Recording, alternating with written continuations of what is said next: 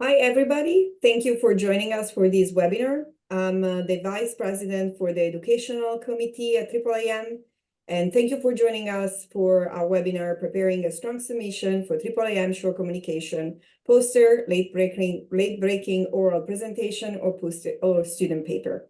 We have 4 great speakers today, Tim Brown, Sean Kappel, Luke Rexinger, and Peter Krypton. Before to give them the floor, I'm just going to reiterate who we are. AAAM is the Association for Advancement of Automotive Medicine, is a global interdisciplinary professional organization dedicated to eliminate road traffic injury. If you are interested in joining us, please go to our website and complete your membership application. We would like to remind you that our annual scientific conference this year will be in Seoul, South Korea in November. We have an upcoming deadlines, the April 12 deadlines, which are the one that we're going to discuss today. And in June 2024, we'll be opening for registration. We decided to do this webinar because the Scientific Program Committee, which most of us are part of, has identified some issues with the submission to AAAM. And so here we give the opportunity to the authors to identify some area of improvement for their work. One of the first questions that an author needs to ask themselves before to submit to AAAM is really to understand if their work fit in the Haddon matrix. And you can find it on our AAAM website. Other issues that were identified are more related to the section that on each submissions. For example, in the method section, sometimes we identify methodological problems. So there are missing relevant information, such as subject's age, statistic details, or where the data set came from, and so on. And sometimes there are results problems. There are missing results. So the author mentioned they will do the analysis, so the expected results will be. That means that the work is not done. And so although AAAM can accept small projects or projects that are not completed, we want results. It's a data-driven, result-driven institution and conference. So work in progress are not accepted if there are incomplete results. Even if the project is at the very early stage, you do need to have data and results in it. Other problems that we identified are related to significance and conclusion. There is oversimplification or overinterpretation of the results. Sometimes the author don't do a very good job in expressing how the work is novel. Other problems, and we talk about it today, is about not following instructions. So the word count is it goes over, or there's more figures that we required. And so we haven't penalized author in the past for this, but in the future we may, because of course having over a word count that is over what is required will give unfair advantage to some authors. Sometimes the abstract has no structure, and so we're going to discuss the abstract structure today. And sometimes writing a work, a short communication, an abstract, or a paper, it doesn't have to be a scientific report. It has to have the interpretation and significance of the results. So the goal of this webinar is really to recognize the importance of a mentoring program to ensure broader participation to the conference, to expand the community of traffic safety beyond the current borders. We want to have new faces. We want to have all the nations really represented at AAAM so that every part of the world that has a traffic injury problem can be part of the conference. And so this webinar is really the first step in that direction to build a very strong mentoring program. We have template and instruction for 2024. You can find them in this link. And so before to leave the floor to the first speaker, Luke Rexinger, I would like to remind you that I'm going to monitor the chat and the QA box. So you can write in there even though the speaker haven't finished their talk. I'll leave you the floor, Luke. Thank you, Valentina. My name is Luke Rexinger. I am the AAAM Student Subcommittee Chair. And so I'm going to talk very briefly about the Student Symposium submissions. To give you an idea of the overview for our Student Symposium, this runs on the first day of our conference. That'll be on November 11th this year. And this is for our students in particular. So it runs on that first day in the afternoon. And this is an opportunity to highlight the work that our students are doing. We do often provide financial support to help students travel to the conference. And then we also provide good feedback with questions from the experts during the conference.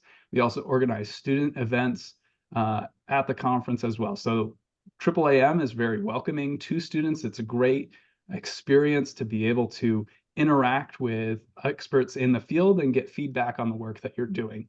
So we really encourage students to submit their research to the student symposium as opposed to submitting it to perhaps some of the other options available, because this is where you're going to get the maximum benefit. Some tips to remember when you are crafting your symposium abstract: make sure that you're using the student symposium template, which is available on the website. It's a 2-column format.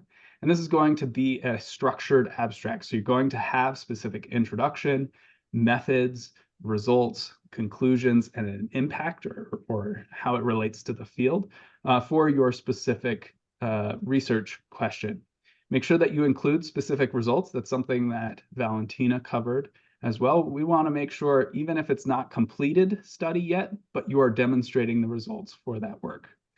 It is a 3-page limit, but it is a full abstract, meaning that it also can include references, figures, and tables in this template as well. If you have any questions about the student symposium, please go ahead and put those in the chat, and we'll come back to it later. But I do encourage all of our students to go ahead and submit there. So next, we're actually going to go ahead and hand it over to talk about short communications. Thank you, Luke. So for those of you who have additional research or missed the deadline for the full papers, the short communications is a great way to include your material in our annual conference. Generally, these are smaller investigations, kind of new novel work, I think is the way it's described. You know, we can look at innovative methods, techniques, so things that move the field forward, but maybe we've got some preliminary data, as Valentina mentioned earlier. You've got to have some data, but maybe we're early on and we've developed this new method and we want to talk about it and get feedback on how that's going to affect the field. The big thing about the short communications is they are not considered a terminal publication. So this is not meant to be the be-all, end-all. This is not, if you're a student, this is not where you publish your dissertation, a chapter of your dissertation. This is not meant to answer all questions, but is meant to kind of provide that glimpse at where you're going with your research. And oftentimes you may see someone who does a short communication one year and maybe they finish up their data collection and you get a larger publication that covers a broader topic the following year. So similar to what Luke mentioned for the student publication, these are limited in size, 3 pages. You got to follow the outline in the template. You can also have figures and tables, but you're limited to 3. References are also required. You know, one of the challenges we see with these is sometimes people will try to squeeze a large manuscript into a short communication, and then something's got to give. And so, you know, some of the specific things we see when we're going through these, and I served as the chair of the Scientific Program Committee annual meeting subcommittee last year, and so I got to see lots of these over the last couple of years. And you know, some of the quirky things we've seen is people who intended to submit a poster, which we'll talk about shortly, but instead submitted it as a short communication or vice versa, and so they wind up in the wrong pool, and you know that leads to all kinds of confusion and limits the opportunities for your manuscript or your short communication to make it through. You know, you're not trying to put the level of detail in here that you do for a full paper, but you've got to broadly cover everything. And so some of the things that often get skipped are people say, well, I'm just going to not tie it back to the science, and I'm just going to jump into I'll have a couple sentence method or introduction, and I'll jump into my method. But it's still important, you know, this is research, and you've got to demonstrate why this is novel and why this is important, because that's something that the reviewers are going to be looking at. You have to describe the method in enough detail that we can understand what's going on, realizing that there's not enough space to put every detail in there, but you have to broadly cover everything so that your results are understandable. Another one that poses a problem specifically with short communications is people often just kind of ignore the stats and they just start talking about, well, this was significant. They don't give us any idea of what statistical methods they used. And so that's something that we need to make sure is included in there. And then finally, at the very end, when we get to the discussion section here, oftentimes we'll see submissions that kind of leave us hanging. You've got results and you just kind of leave it at that. And there's really no so what moment at the end. And so, you know, tell me why it matters what you found, even though it might not be a terminal publication. Why does it matter what you found so far? What are the implications? Even if it's talking about what you're going to get out of the rest of the research that you're doing and how that will advance it. But you really need to tie your results back to something that is meaningful that the rest of the research community wants to know about. And so with that, I think the next up for us is the posters. No, late breaking. And Sonia is going to take us from there. Thanks, Tim. Hi, everyone. I'm Sian Koppel. I serve on the board of directors for AAAM, and it's my pleasure to be here today. So I'm going to talk about a new initiative from the SPC, which is the late breaking oral only presentations. So I'm really excited that we're including this in our conference this year. I want to emphasize that this is not for people who missed the deadline. So it's not about that you're late and that you're putting an abstract in. Really what we're looking for here are groundbreaking or novel ideas within a paper. And as Tim and Luke have talked about, and Valentina, it must have data, it must have results. Now, we're very happy to accept things where maybe partial results have been collected. So you're halfway through data collection and you've got some interesting trends or things that you want to present, maybe get some feedback from the experts who are attending AAAM. So that's what we're really looking for. And we're looking for submissions from both researchers, but also partners from industry and government. So we really want to make this inclusive about everyone who's attending AAAM. So unlike the short communications, this is a presentation only format. So you will submit an abstract, but really at the conference, you'll have 5 minutes to talk about how exciting your research is and get some feedback from the audience. So like the other ones, there's a structured template that AAAM can send you through. So not surprisingly, it has things like a title, objectives, data and methods, results, and conclusions. And like my other co-presenters, it's really important that you follow the instructions of the template. Otherwise, it won't be reviewed. So you need to submit it as a Word document. The maximum is 500 words. Remember, this is just a brief, like an entree, a taster of the research that you might present next year at AAAM.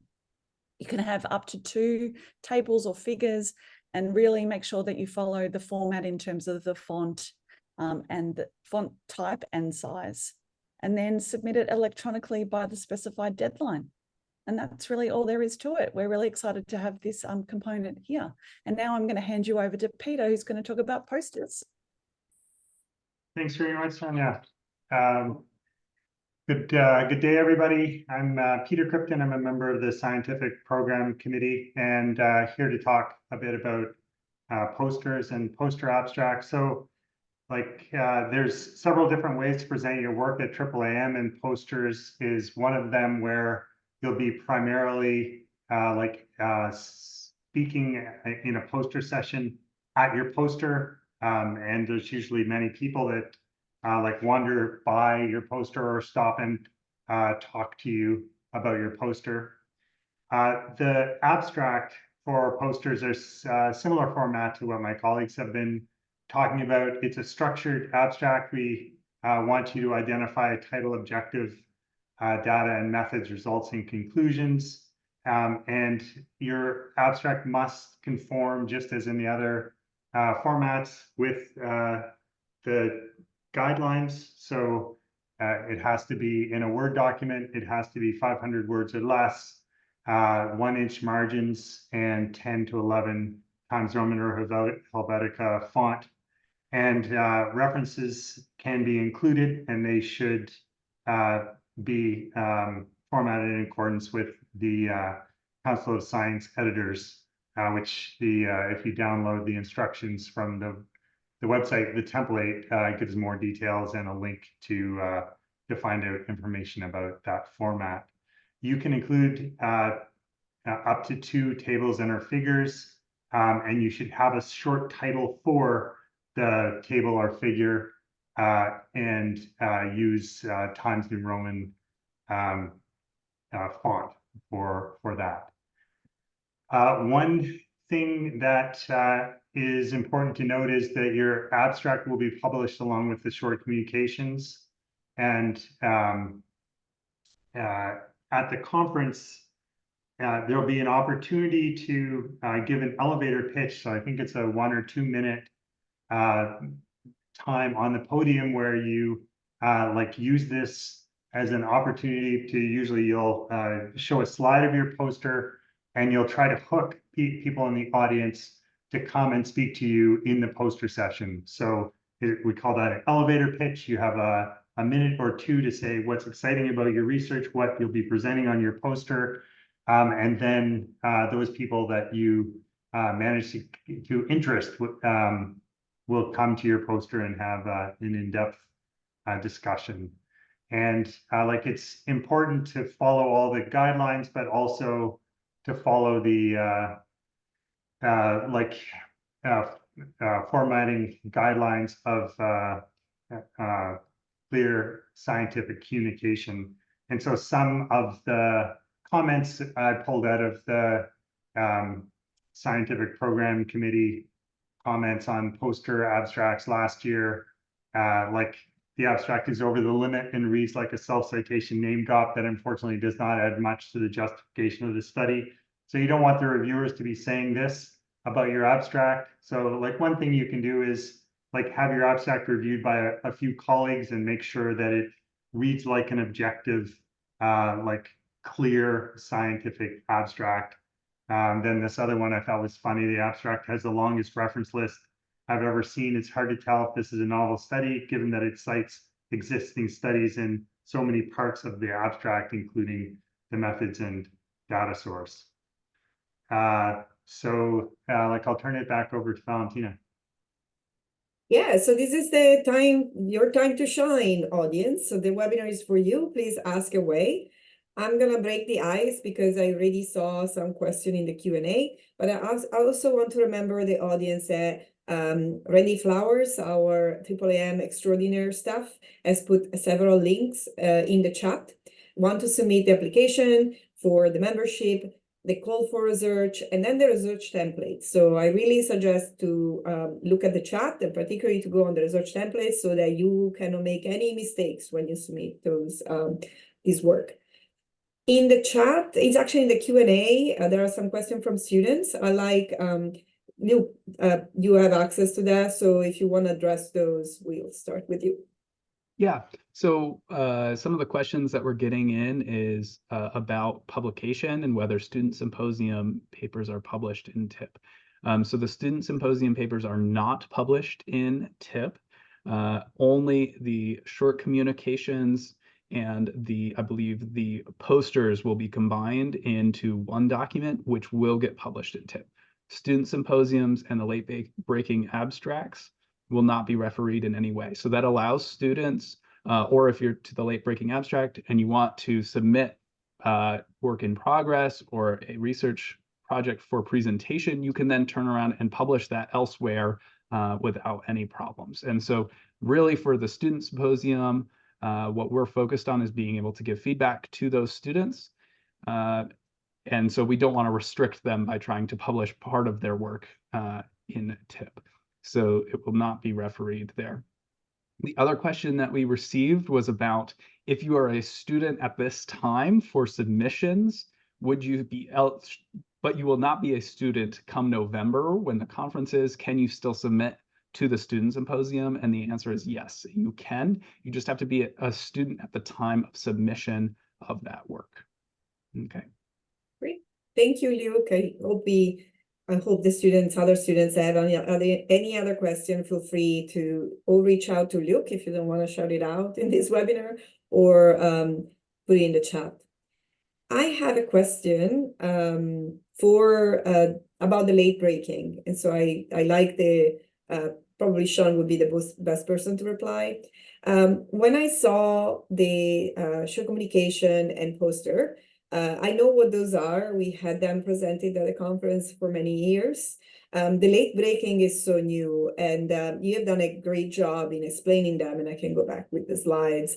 But if I'm an author and I have this work and I don't want to write a whole short communication for it, what would be the best format that give me enough exposure at the conference? Would be a late breaking or a poster? If I do a late breaking or only presentation submission, what's going to happen for me at a conference that you know? I think it's sort of similar to what Luke said. So if it's data that's being collected and it's not finished yet, but there's some interesting trends and you want to get some feedback from the audience, I think late breaking is the way to go, because it won't be included in the AAAM special issue that I think Randy was saying that they'll be indexed and published on special issue on the TIP website. So it would mean that you're not limited in terms of how you can go on and publish that research once it's finalized and ready to go. However, if it is finished and it's not as big as a full paper, then I think I would go for a short communication, because that one will be indexed. But I think this one is about, I think what we want to offer our members is, as Luke was saying, some constructive feedback along the way. So it might be for early career researchers, it might be from industry partners or government partners who haven't had the exposure to academic publishing yet. I think that could be a really good way to do it. Great, thank you. I have a question for Tim. Tim, you talked about the short communication. We have a little bit of a change from last year. Last year, we used to submit to AAP, so analysis of accident analysis and prevention. This year, we transferred back to traffic injury prevention. And so if previously, I'm assuming the short communication were published and now they're not. We probably reiterate what has already been said, but I just wanted to make sure that people would mind the differences. Yeah, the short communications last year were indexed individually because they are a separate holdout. I think for the last few years we were TIP before this, they were also indexed separately. But this takes us back to maybe a decade ago when they were not. I remember when I was first publishing with AAAM, they were all just blocked together, and so they would be published, but you wouldn't be able to reference your individual one. There'll be some will be referenced. There'll be, I don't know what the wording on will be, but it'll be basically something like short communications and poster abstracts from the annual meeting, which will be what will be referenced, and it'll probably be referenced under Barb Bands, who's the editor, will probably be the quote unquote author of that index item. And so yes, people will be able to find it, but it will not be indexed in the same way a normal publication would be. What that means is that it will still be peer reviewed, but it will not be peer reviewed through the journal. And so we'll be handling that peer review internally, similar to what we've done prior to last year. And so there'll still be back and forth. There will still be expectations for quality there, but it will not. You won't have to make a separate submission into AAP or into another journal. We'll handle getting into the typesetters once we've got an acceptable version through the review. Thank you. Let's see, I'm just monitoring the chat. Our audience is very shy today, so I'll keep pounding on you. So Peter, you talked about the poster. And you talked about how the poster is handled at the conference. Can you give us some insights of how to do a good poster? I know this is not due for April 12th, just an abstract about the poster is due on April 12th, but thinking ahead, if I had to do a poster, what would you suggest to do? That's like a really interesting question, and like all of us on the panel here will have had experience designing posters, so like I welcome any of my colleagues to add to my answer too.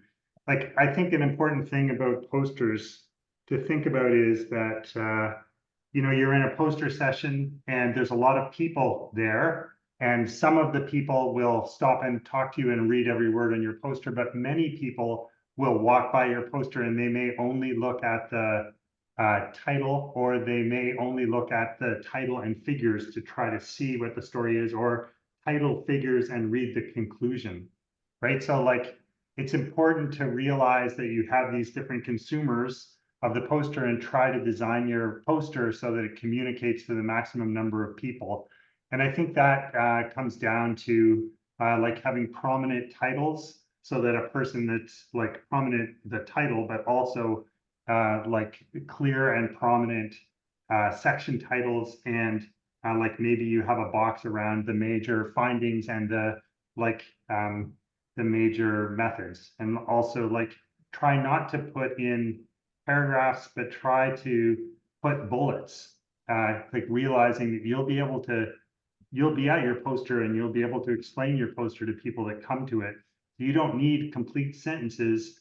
You just need like bullets that communicate, like that remind you what to say, but also when somebody comes and looks at the poster, they get a story for what the poster is saying without having to read a lot of words. And the advantage of this is also that you have a very like uncluttered look on your poster if you don't use a lot of paragraphs and a lot of words, and don't try to cram everything on your poster, but just the highlights of your study. So then you have like an open, like it's easy to see everything there, and it's easy for people to read through what the story is, whether they're far from your poster or standing at your poster with you. So those are some of the things that I like when I'm designing posters with my students that we concentrate on. Yeah. Thank you, very useful.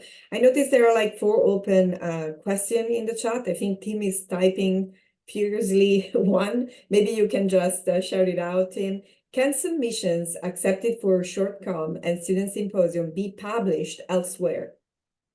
So that becomes the complicated question, and I think the answer is it depends, and there's some context to it. Generally, as I indicated, short communications are generally not a terminal work, and so generally, if you're going to publish it in a journal as an article, as a full manuscript, it's going to be combined with additional material. Whether you may be looking at a preliminary analysis, you may be looking at an analysis of a subset of the data, and you're combining that off with additional work to get published for a manuscript. Where it becomes complicated is just, depending upon the journal, you're going to disclose that, it was presented at the annual meeting and that the short communication was published as part of the proceedings, and how the each journal will have its own guidelines about that. You will likely probably want to cite off relative to the work you did in your manuscript, the presentation work within that bit, in order to avoid kind of the self-plagiarism sort of approach. But generally, if it's contextualized within a larger analysis, there may be very little overlap in terms of the primary writing between the short communication and a full manuscript that covers it. And Luke, I don't know if you want to cover the aspect of the student submission. Yeah, so the Student Symposium submissions, because they are not published anywhere in TIP, those topics can be published elsewhere, although you will likely want to take the feedback that you get based on the questions and the interactions that you have with the folks at the conference and modify that prior to it then getting submitted to submission. So there will likely be changes that you make before it is ready for full paper, but there is nothing binding, restricting you from presenting in the Student Symposium and then also publishing that manuscript elsewhere.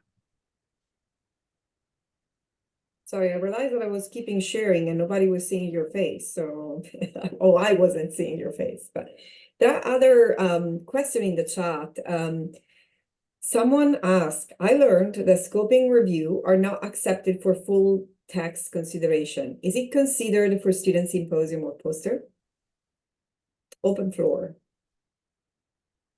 For the Student Symposium, we're really looking for that research that's in progress. So we're looking for there to be concrete numbers in your results section. It may not be the full data set. Maybe perhaps you've collected half of the data set at this point, and you're still waiting on collecting a few more, but you have some trends that you can begin talking about, analyzing, and showing. We're really looking for demonstrating the research questions that you have and getting feedback on that.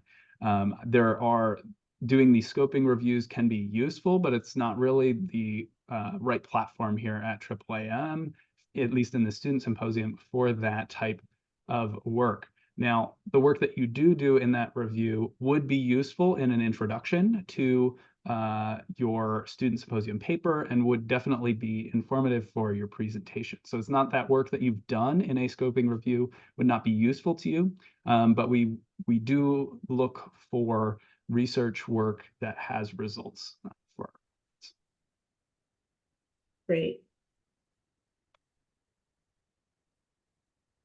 Anybody else want to jump in?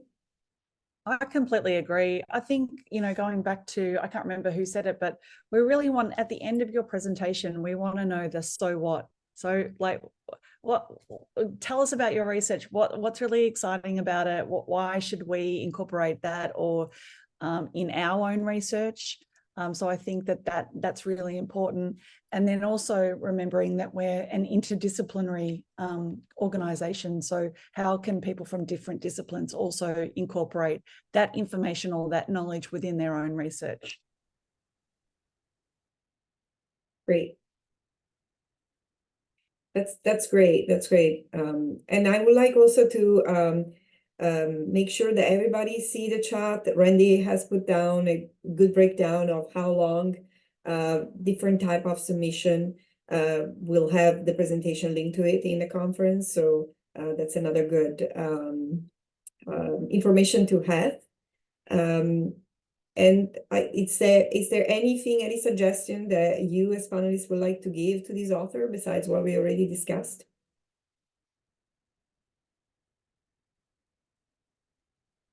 I mean, it sounds really simple, but one of the main things is to follow the instructions. I mean, I agree. Yes.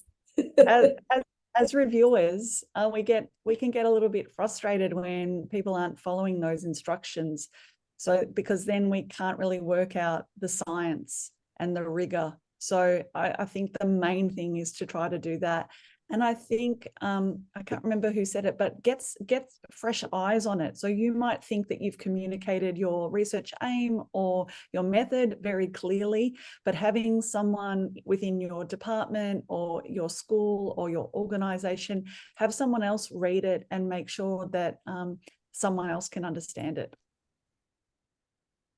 Yeah, that's very important. I think, that's why it's important that you guys look at the chat and see what Randy wrote down for the breakdown also of the time that you have the conference, because even at the conference, we have this problem where people don't plan for 10 minutes or 20 minutes, they plan for 30, or they never practice the presentation, and so they go over time, and then you lose your opportunity to have the Q&A.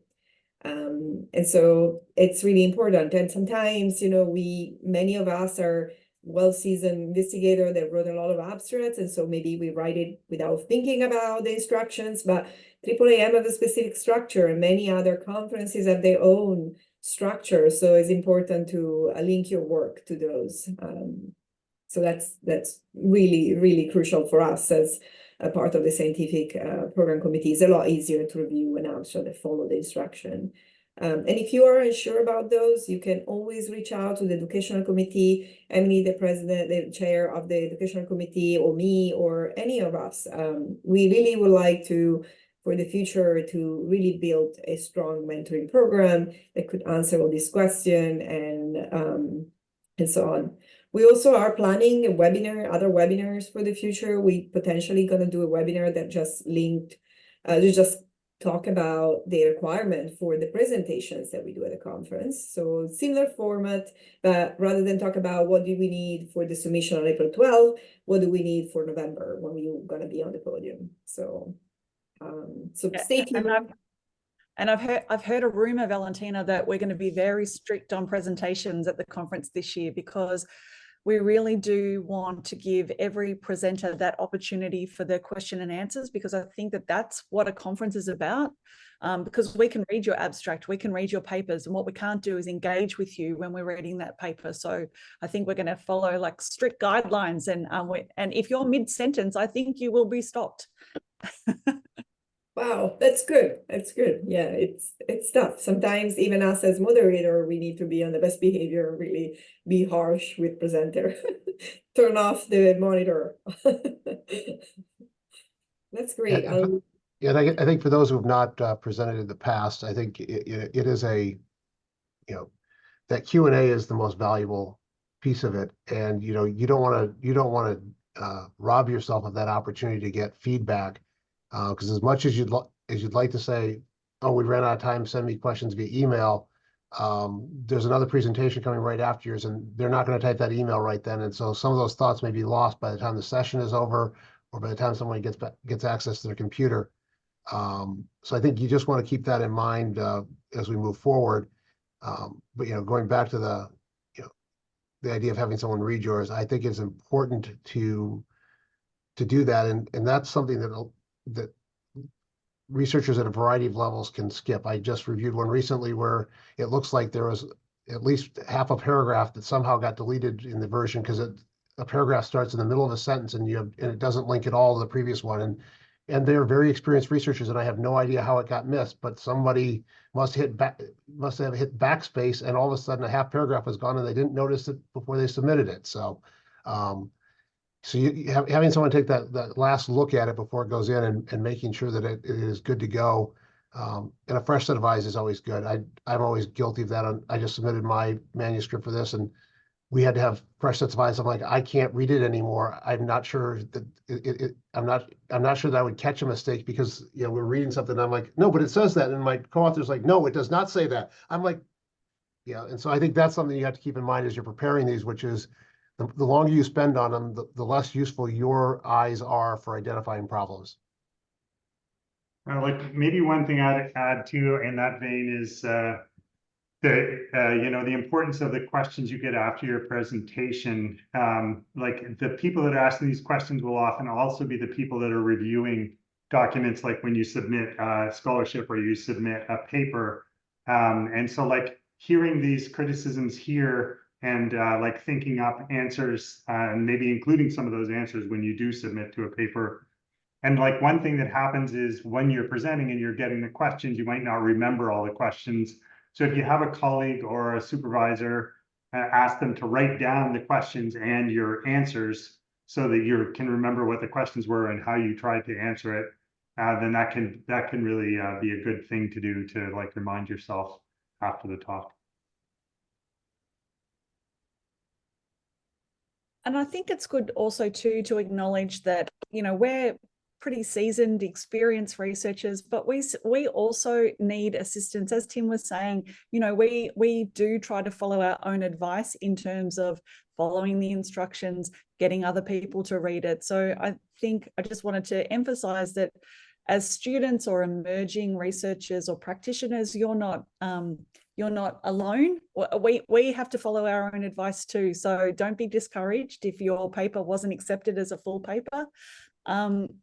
It's still an amazing opportunity to come to the conference, be immersed with all of these amazing people, and to get feedback on your research. And I love Peter's advice about, because I get so nervous up there that I don't remember any of the questions that I was asked. So I think it's a really good idea to have someone assist you and write those down, because you could definitely incorporate those if you're submitting a full paper somewhere else, or your thesis, for example, if you're a student. So that's great advice. There is a question in the chat. Can abstract presented at other conferences be expanded and submitted as a short communication to AAAM? I like Sean's answer. Yes, as long as you follow the instructions. And also, I think many of the abstracts that sometimes we submit to conferences are not published. They're just a foot in the door for us to take a spot on the podium. And so they're not anywhere. So if someone didn't go and listen to you to that conference, they're not going to know about their work. So these are definitely a great opportunity for write, a short communication for AAAM. And Randy wrote that when you submit the work, you particularly for a full paper, there is a spot in the submission form that asks you, is this as this research been presented before, you can say yes, and you can explain this was not a peer review forum, this was just a presentation, and it's fine. If there is a publication linked to it, that's where the decision is complicated. But if it was just an abstract, not published anywhere particularly, and it was presented, and you expanded the research to make it a full study, absolutely, yeah.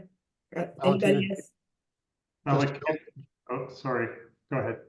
I was just gonna say, just to build on that real quick, you definitely want to disclose it, because where you get in trouble is when somebody says, well, I saw that exact same presentation at this other conference, and you marked, no, it has not ever been presented anywhere.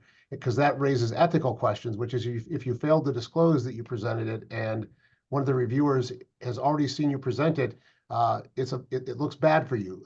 As Valentina said, it doesn't prohibit you from presenting, but you do want to disclose that you have presented it elsewhere when asked to on the form. Peter, go ahead. Yeah, like, what I was gonna say about that is you do want to give some consideration to the audience when you're like we often will submit an abstract to like an orthopedic conference. That'll be a different audience than when we submit it to an injury conference or AAAM. So like thinking about the people that might be at both conferences, if there is not very many, then it's really okay to do that. Disclose it as colleagues, as Tim said, but it's okay to do it. You might want to change the title at least, and like always look at it to update the abstract too. But if you then are putting your your abstracts or your presentations in your CV and you have two with the same title, that causes pause to people reviewing your CV. So definitely, if it's a different audience, I'd say, yeah, it's okay to have the same abstract, but change the title, and like always look every time you're submitting to make sure everything's up to date in your abstract.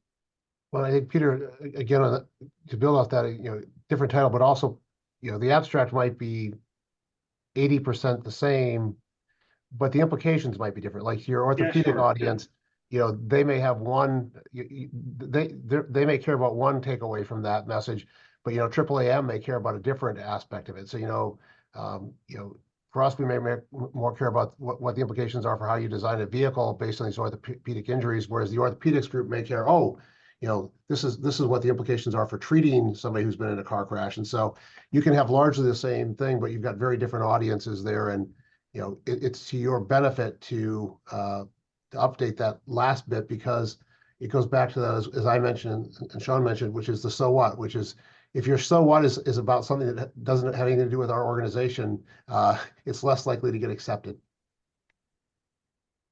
Exactly. Particularly in the child injury prevention world, there's a lot of forums that are not, where we submit our work and they're not peer reviewed. So we just submit our work, is out there, not peer reviewed, nobody has vetted it. So in that case, the work has been, repackaged and expanded and submitted as full paper at AAAM. So even non-peer review work that cannot be cited because it's non-peer reviewed can be accepted at AAAM. But again, all the things that have been said, of course, stands even in that case. Yeah, we want to make sure that the work that is at AAAM is peer reviewed, is vetted before it goes to the podium. I think that's a great, really, really great features of AAAM, that we have a scientific program committee that view every single piece of work that gets to the conference. Wow, I think we answered all the questions. That was really good. I really enjoy the fact that people felt comfortable in submitting questions. And thank you for all the speakers for replying them. I can give back 15 minutes of our day to everybody, but if any of the speakers would like to add anything, this is the time. I just wanted to thank you, Valentina, for organizing this. I think it's fantastic. Well done. Great, thank you. Yeah, thank you, Valentina. And I think the call officially goes out and the portal opens up here in the next day or so.